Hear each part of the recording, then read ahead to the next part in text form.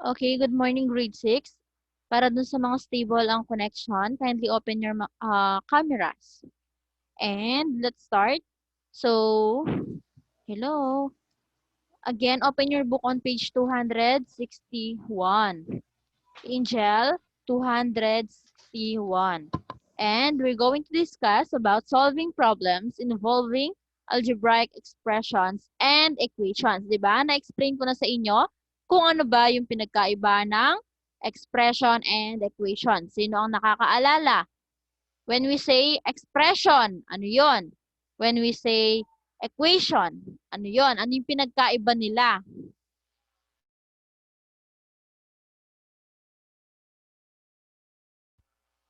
Again, anong pinagkaiba nila? Expression, equation. Anyone? Meron ba? So, when we say expression, walang equal sign. When we say equation, merong equal sign. Answer. Okay? So, today I will going to share my whiteboard. So, did you see whiteboard? So, meron tayo dito. Find the value of x that will make the given sentence true. Explain how you got your answer. So, sa tingin nyo, sabi niya kasi, x, sa number 1 ha, x plus 5 equals 8. Anong sa tingin nyo ang value ni x? 3 po. 3. Bakit kaya natin nalaman na 3? Kasi, meron na tayo dito add 5. Therefore, kung dapat equal yan sa 8, ilan na lang ang kulang sa 5? Ilan na lang yung i-add kay 5? So, therefore, we have 3. And, pwede pa nating isolve mamaya gamit yung mga process. So, ganito. X plus 5 equals 8. Di ba yan ang given? Ngayon, combining like terms. Si x may iwan siya sa left side. And si positive 5, ililipat natin siya, magiging, tandaan, kapag naglilipat tayo ng mga numbers, nag-iiba yung sign. So, from positive, magiging negative. So, 8 minus 5 is equal to 3. Okay? So, same with the answer dito. Okay? Next one, we have number 2. Ang number 2 is x minus 7 equals 3. So, ano yung value ni x na kung saan kapag nag-minus tayo ng 7, makukuha dapat natin ay 3? 10 po. 4 ba? 4 minus 10 7 po. is 3 ba? So, 10. 10 minus 7, pag nagtanggal ka ng 7 sa 10, makukuha mo ay 3. Pero pwede din natin i-apply yung sinabi ko sa inyo kanina. So, we have x minus 7 equals 3. Wait lang. Again, x minus 7 equals 3. So, matitira dito yung x equals 3. Tapos, tignan nyo itong negative 7. Kapag nilipat natin siya nung sinabi ko, mag-iiba yung sign. From negative magiging positive. Positive. So, 3 plus 7 equals 3 plus 7, 10. Very good. So, therefore, ang value ni x dito ay 10. So, tama naman. Next one. We have 3x equals 9. Sino may idea? Ano yung i-multiply kay 3 para makuha natin ay 9? 3 po. 3. So, explain nga ni Tony, paano niya nakukuha yung mga answers niya? Ano po kasi, pinag-ano ko po yung equals, pati po yung existing number. Okay. So, dito niyan, since may kasama ang x, so kailangan x lang siya. Parang itong mga nakukuha natin dito. So, i-divide natin siya kung anong kasama ni x. And therefore, 3 divided by 3, 1 na yan. And tira na si x. And 9 divided by 3 is 3. Okay? Tama yung sinabi ni Tony na the value of x here is 3. O kaya, sabi niya, since 3x or thrice x, ibig sabihin, ano yung multiply mo kay x, which is or anong i-multiply mo, anong number yung pag minultiply mo kay 3, makukuha mo ay 9. So, that is 3. Kasi 3 times 3, that is 9. Next one, we have, wait lang, admit ko lang sila. Next one, so x over 2 equals 18. So, this time, sabi niya, tignan nyo kasi x divided by 2. Ano yung number na ito na kapag dinivide mo sa 2, makukuha mo ay 18? Ano yung number na dapat kapag dinivide mo sa 2, makukuha mo ay 18? So, try natin. Ngayon, since ganyan siya, ang gagawin natin is, kapag meron tayong denominator, is i-multiply naman siya. Kung kanina, dinivide dito, this time, i-multiply kung ano yung denominator. So, we have 2. And x times 2 is 2x. Divided by 2, magiging ganito yan. 2x, tapos divided by 2. Tapos ito naman, 18 times 2. Magiging ganito yan. 18 times 2. So, 2 divided by 2, makakancel yan. Kasi 1 na yan times x, kaya kinancel na natin. And 18 times 2, that is 36. So, ang value ni x is 36. Na kung saan 36 ito, pag dinivide natin sa 2, equal yan sa 18. Clear? Clear ba sa inyo yung ating get ready? Clear ba? Grade 6. Opo. Okay. So now let's apply those into our real life situation. So initially, the mangoes in 2 baskets were not equal. Again, we have how many baskets? How many baskets do we have? 2. 2 baskets. So imagine na basket to. Wag nang mag-judge, ha? Imagine lang na mga baskets yan. Oh, hindi magaling sa si teacher drawing. Mag-solve na lang tayo, okay?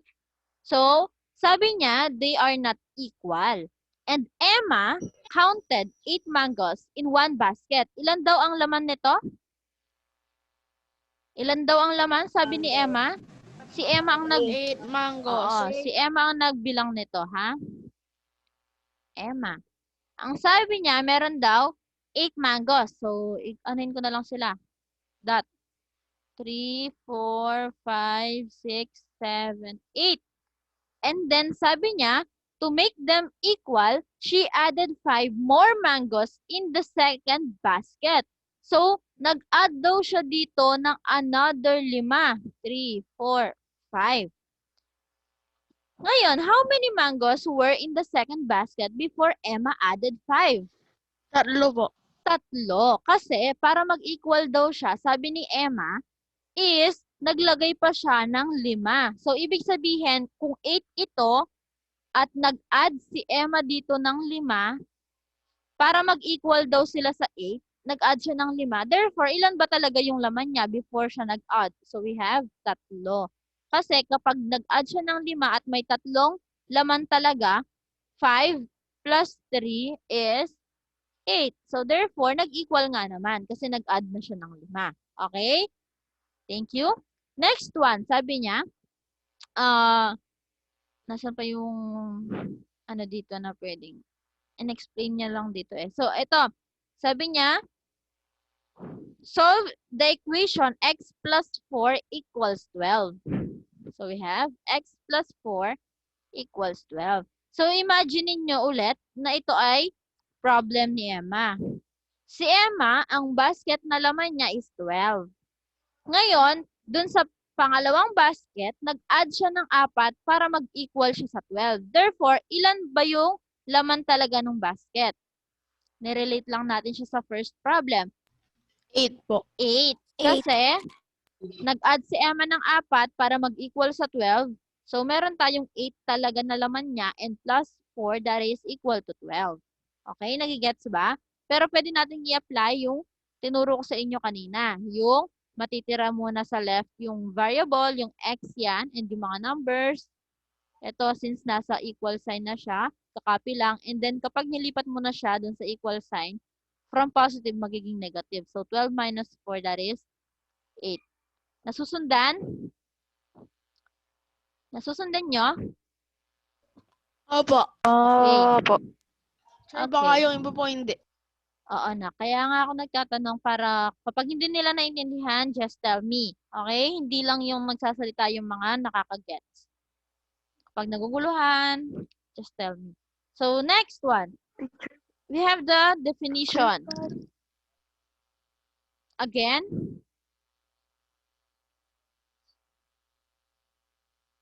Teacher, pwede po ba ulit? Kasi po na wala po ako kanina. ba't dalawa Wala na din yan? po ako. Okay. So, meron tayo dito sa problem. Ulitin ko lang. Sabi niya, the mangoes in 2 baskets were not equal. Ito yung dalawang basket na yon. Hindi daw yan equal. Ngayon, si Emma counted 8 mangoes in 1 basket. Ito yung first basket natin. Binilang to ni Emma. At binilang niya 8 yan. So, we have 1, 2, dinat-dat ko na lang kanina. 3, 4, 5, 6, 7, and 8. So, binilang ni Emma, that is, or yan ay 8. And, sabi niya, to make them equal, itong first basket, para mag-equal sa second basket, nag-add siya ng 5. Ito yung mga in-add niya. 1, 2, 3, 4, 5. Ngayon ang tanong, sabi niya, how many mangoes were in the second basket before Emma added 5? Ilan ba yung talagang laman niya nung bago mag-add si Emma ng 5? So therefore, para mag-equal yan sa 8, there are 3. 1, 2, 3. Okay? Ganon din dito. Pwede naman natin yan gawin as 8 equals, nag-add si Emma ng 5, and yung nawawala. So, kung matitira dito yung x, tapos 8, si positive 5 lang naman ang ililipat, magiging negative 5. So, 8 minus 5, that is 3. So, that is the value of our x. And this one, x plus 4 equals 12. So, si x magre-remain sa left side, and then si equals 12, copy. Si positive 4 lang ang nilipat, nag-negative 4. So, 12 minus 4, that is 8. So, 8 is the answer or the value of x here. 8 plus 4 equals 12. So, kapag nag-i-equal sila, ibig sabihin, tama yung sagot mo. Kagaya nito, 5 plus 3, that is equal to 8. Pero kapag hindi na yan nag-equal, ibig sabihin, may error din sa solution mo. Okay? Next. Clear na ba sa inyo yon? Okay. How about, dito naman, we have solve the following equations by reversing operation. So, halimbawa ito, 2n. Pinalitan lang natin yung variables. Kanina mga x yung sinosolve natin. Sabi niya by reversing. Ibig sabihin, kung yan, di ba ito ay multiplication? Therefore, i-divide naman natin siya dun sa kasama ni n. So, we have 2. Makakancel si 2. Kasi 2 divided by 2 is 1 and 1 times n. N na lang. So, 10 divided by 2. What is the answer? 5. 5. Therefore, the value of n here is 5. So, to check, we have 2. Tapos, substitute lang natin yung n na nakuha natin, which is 5. And then, equals 10. So, is it true that 2 times 5 is equal to 10? True ba? Yes. 2 times 5 is 10. Bakit wala sumasagot? Next, we have n divided by 3 equals 4. So, kung division siya, ang gagawin natin is to multiply. So, i-multiply natin both side by 3. Okay? So, 3 times n is 3n divided by 3. Next, 4 times 3. So, 3n divided by 3, makakancel. At ang natira is n na lang. And 4 times 3, that is 12. So, kapag check natin, substitute lang natin dito yung nakuha nating n. So, magiging 12 divided by 3. Equal ba yan sa 4? 12 divided by 3 is 4. So, therefore, 4 equals 4. Tama yung nakuha nating sagot. Next, we have 3n minus 4 equals 5. So, dito, pagsamahin nyo muna yung may kasamang variable and yung mga walang kasama. So, matitira dito si 3n equals, tapos, nag-equals na tayo ha. After ito kasi, di ba dapat ito muna yung matira. Tapos, kapag merong sobra, ililipat natin siya. Pero, bago natin isulat yung nilipat natin, kopyahin muna natin to. Kasi nag-equals tayo, tapos 5. And yung negative 4, magiging positive 4. Ulitin ko, sige nga, kapag nililipat ang mga numbers or ang tag dito, yung algebraic expression, kapag nilipat, mag-iiba ba yung sign o magre-remain? Mag-iiba po. From positive, magiging? Negative. Naging po From negative. negative, magiging? Positive. Very good. So, ngayon, we have 3n equals 5 plus 4, 9. 9. And anong gagawin natin kapag may kasama pang number, yung ating variable? Multiplication to, di ba? So, ang gagawin natin is reverse. So, i-divide natin kung ano yung kasama niya. So, we have 3n divided by 3, that is n. And 9 divided by 3, that is 3. So, ang nakuha nating value ni n is 3. Pag sinubstitute natin siya dito, 3 times 3, that is 9. 9 minus 4 equals 5. So, therefore, kapag nag-equal, tama yung ating answer. May question dito? Wala po, teacher. Medyo complicated lang po. O, yung iba, may question? Medyo Wala nalito daw. po ako but at the end na ano po. Saan? Pero okay naman na? Nalito lang sa Opo. una? Okay. Next. Medyo nakakalito lang sila pero wag kayong papalito. Next one, we have 2n plus 3 equals 11. Anong gagawin? Sige nga, sino nakakaalala sa mga step na ginawa natin? Kagaya lang siya ng last example. Ano muna ang first na gagawin?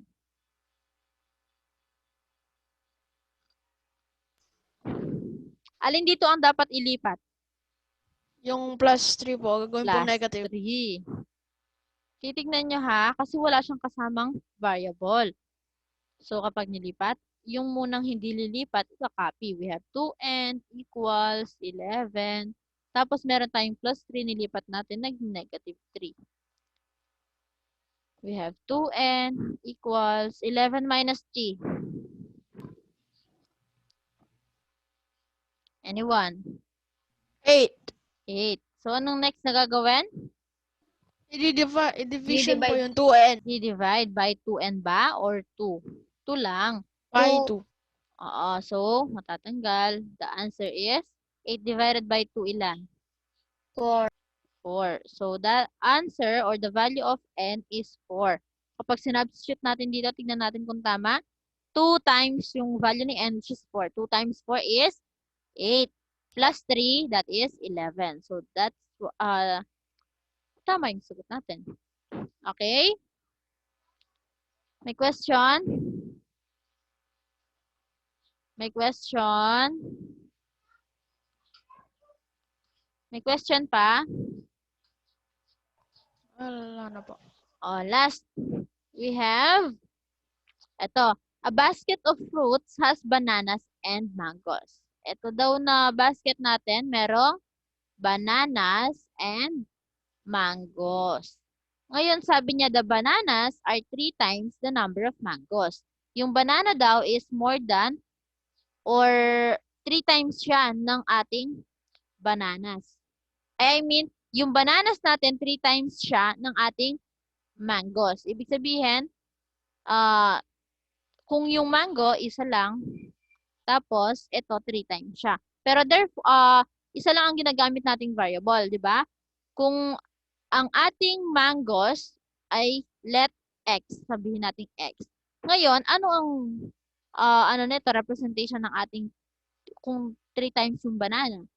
We have 3x. Okay? So, pagsamahin natin sila. 3x at saka x. Ang sabi kasi niya dito, there are 20 fruits in all. Ilan daw? 20. 20 So, we po. have, itong 3x yan yung 3 times yung banana, yung number ng banana kaysa sa mango. At ito naman yung mango. So, kung 3 times ito, lagyan lang natin siya ng 3. And ngayon, since pareho naman sila, 3, tapos automatic meron itong 1. Kasi x lang siya. So, tatlong x at saka isang x, pag pinagsama, ilang x na? Dalawang X. Tatlong x saka isang x. Pag pinagsama, 4 na x. Kasi imagine, tatlong x. So, x, x, x. Tsaka isa pang x. Mag-a-add ka ng isang x. O di 1, 2, 3, 4. Therefore, we have 4x equals 20. So, di-divide natin saan? Saan natin i-divide both sides? Sa 4 po. 4. Kung ano yung kasama ni x. So, makakancel niya ng 4 and 4. So, the answer is 20 divided by 4. And Ilan? 5. 5? Yes. O, try natin. X I-solve is natin kung equals to 5. try natin kung mag-equal ba siya sa ating 20 dito. 15 plus O, 5. 3 times 5 is 15. Plus 15. 5, 20. 5. So, 20. therefore, tama yung sagot natin. Clear ba? Clear ba sa inyo? Opo. Okay. So, Opo. ngayon, meron kayong sasagutan dito sa ating page 268. Again, page 268. Since clear naman na sa inyo lahat, we have test yourself. Page, 8 po. test yourself A, page 268. Okay?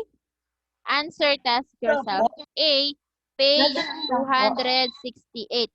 Kung mapapansin nyo dyan, yung number 1, find the value of x. Number 2, b. Number 3, n. Number 4, a. Number 5, n. 6x, 7b, 8y, 9a, 10x. So, iba-iba lang ang kanilang mga letters or variables. Pero, same lang ang process kagaya ng tinuro ko sa inyo kanina. Naintindihan? Naintindihan nyo ba? Opo. Ano po yung solution? Okay. Ha? Isusulat mo po yung solution? Oo, syempre hindi kayo makakapagsagot hanggat wala kayong solution. Pero ang ilalagay lang dyan sa book is the final answer. And ang ipopost lang sa nyo, sa Google Classroom nyo is the final solutions. Clear? Teacher, papakita po ba? Pag-picture na po yung book, papakita po ba yung solution? Kahit wag Hindi na po. nak. Yung final answer na lang ilagay dyan sa book. Para hindi na maraming ina-upload dun sa Google Classroom. Basta as long na naintindihan nyo yung process, tapos final answer ang ilalagay sa book. Okay? Clear ba? So, ang pangalan ng ating magiging ngayon, ilalagay ko sa Google Classroom is na lang. Anong goal ba tayo? Goal 7, tapos test yourself, a page 268. Okay?